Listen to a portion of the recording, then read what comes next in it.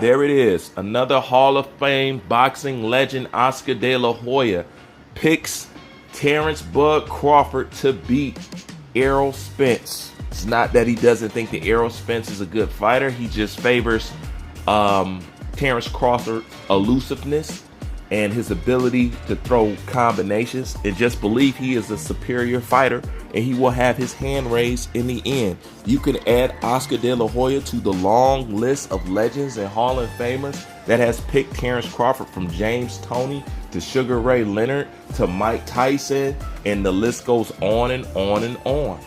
The conversation that the Errol Spence fanatics seem to want to avoid is the simple fact is nobody believes that Errol Spence can beat Terrence Bud Crawford. And it's evident because you see that through the actions at PBC. You now know that PBC does not believe that Errol Spence can beat a Terrence Bud Crawford. And neither do the legends and most people in boxing, except an Errol Spence fanatic. Which it ain't nothing wrong with. Ain't nothing wrong with going against the grain. Ain't nothing wrong with hoping against hope. It ain't nothing wrong with believing the impossible. You know what I'm saying? It's nothing wrong with that. But you got to admit that the signs are there. And this is the most interesting thing about Errol Spence. Everybody say how dominant Errol Spence is, but you have to understand Errol Spence's claim to fame does not come from having a glorious skill set. Errol Spence has never bragged on his skills. Neither had the people who tried to brag about him. What is the main staple of Errol Spence? Y'all just think that he hits hard. Errol Spence have never went into detail about how skilled a fighter he is. Whenever you hear people talk about Errol Spence, you never hear them go into how skilled of a fighter he is. It's not that he doesn't have skills. You know what I'm saying? He does have skills. However, that's not the main reason why they think Errol Spence is so dominant. They just think he can bulldoze, weight bully, punish, body shot a guy to death. But it's never about his skill set. When they speak of Terrence Bud Crawford, they just don't speak of the power. They just don't speak of the aggressiveness. They speak of his skill set first and foremost. Which if you look at it, it's kind of backwards because, they claiming he Black Mayweather's eye. Well, you would think it'd take a skill set to do that. But every time he talks, it's about how hard he hits, not how good he is. That's one of the main things. And the fanatics want to simply avoid the fact that the majority of people, when they look at this fight, they do not believe in Errol Spence. Now, a lot of fanatics try to run behind resumes and resume this and resume that, and you have to understand, once again, you have to understand the difference with having good opponents versus having good opponents' names. That's two totally different things. This is what the casual don't understand. This is what the fanatic refuse to understand. You guys want to hide behind, oh, he had this name, he had this name. But what quality opponents are there? And it's funny, although they can't see it, people like Roy Jones and everybody else can see the difference within resumes. So tell me why these boxing legends with that resume still don't have no faith in Errol Spence or know what he is. So, at the end of the day, I'm a way better fighter than Terrence Crawford.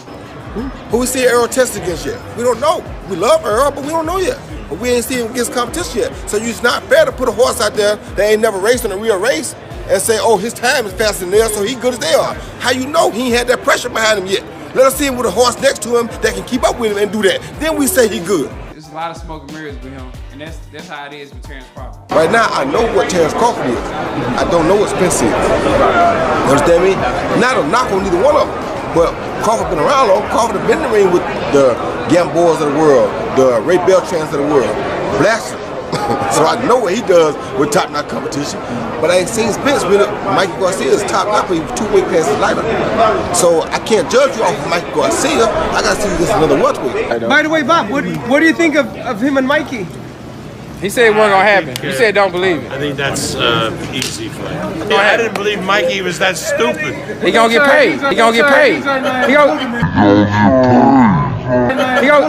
Mike gonna pay. I am the boogeyman. I am the boogeyman. But you got to prove it to me first. Now I got to see something. I can't just give it to you off of what I see or what it look like. I got to see it.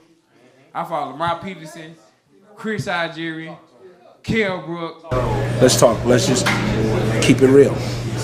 When did, and you know because you're an aficionado, when did Kell Brook injure his eye? Was it before he fought Errol Spence? Yeah, it was. He went up to 60. So he had an injured eye. And then after that fight, he had another injured eye. And now we're probably looking at him not boxing anymore or boxing with 2 injured eyes. I saw Kell Brook starting to fade, and I believe it was because the mentality of his injuries had him thinking, I don't want to go through this. I don't want to get hurt here.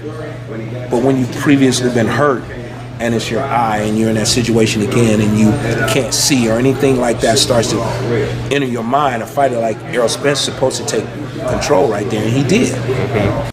The only name fight you fight is York's Game Boy, the guy that he fought.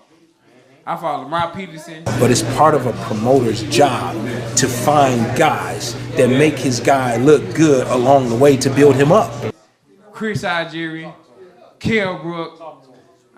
I haven't seen Spence in a big fight yet. Spence looks wonderful to me. I'm not gonna lie, he looks good. And I heard about the sponsorship with Mayweather and all that, and that's all sounds good, but under the lights it's different. Regardless of the street, wouldn't you love, regardless of the street, wouldn't you love to fight Terrence Crawford? Wouldn't that be a spectacular fight? Just fantasy. Wouldn't it be great? Like, you know, it's a big money fight because a lot of people, you know what I'm saying, drinking the Kool-Aid. Look, there's a lot of streets in boxing right now. Like I told you, I'm not saying nothing bad about Errol Spence because I've heard nothing but good things about Errol Spence. But I haven't seen Errol Spence against a guy like Sean Porter until now. This would tell me if he's as good as we think he is or if it's more talk to action. But this is what we need to see before we say, oh, he can or he can't beat Terrence Crawford. Because we know what Terrence Crawford is. We don't know what Errol is yet. When he get a belt, you want to go over there. Keith Thurman want to go over there, and now y'all want to say, "Oh, I ain't fought nobody," but I got a belt now, so okay. Okay. Sean Porter got a belt too. So now Sean Porter got a belt too. Sean Porter. So why would I go to the easy road and knock Sean Porter out?